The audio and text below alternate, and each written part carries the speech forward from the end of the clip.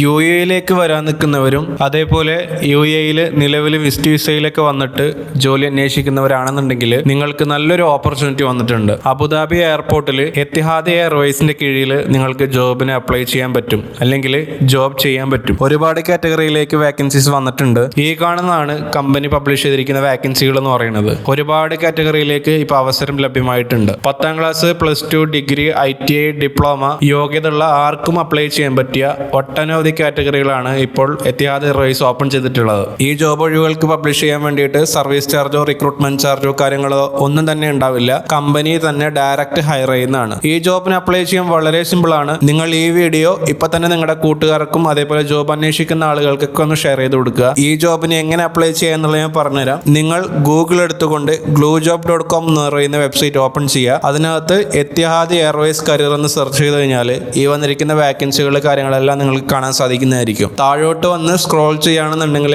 How to apply സെക്ഷനകത്ത് apply now button കാണാൻ പറ്റും. അത് ക്ലിക്ക് ചെയ്യുകയാണെന്നുണ്ടെങ്കിൽ കമ്പനിയുടെ ആപ്ലിക്കേഷൻ ഫോം ഓപ്പൺ ചെയ്തുകൊണ്ട് നിങ്ങളുടെ CV, കവർ ലെറ്റർ, നിങ്ങളുടെ പേഴ്സണൽ ഇൻഫർമേഷൻ എല്ലാ കാര്യങ്ങളും ഫില്ലപ്പ് ചെയ്തുകൊണ്ട് നിങ്ങൾക്ക് ഈ ഒരു ആപ്ലിക്കേഷൻ ഫോം പൂരിപ്പിക്കാവുന്നതാണ്. വളരെ സിമ്പിളായിട്ട് നിങ്ങൾക്ക് എല്ലാവർക്കും നിങ്ങളുടെ മൊബൈൽ ഉപയോഗിച്ചുകൊണ്ട് തന്നെ ചെയ്യാം. ഈ ഒരു ഓപ്പർച്യൂണിറ്റി നിങ്ങളെല്ലാവരും പരമാവധി ഉപയോഗപ്പെടുത്താൻ ശ്രമിക്കുക. ഈ ആപ്ലിക്കേഷൻ ഫോമിന്റെ ലിങ്ക് വേണ്ട ആളുകൾ ഈ വീഡിയോ ആർക്കെങ്കിലും ഒന്ന് ഷെയർ ചെയ്തതിനു ശേഷം വീഡിയോ ലൈക്ക് ചെയ്യുക.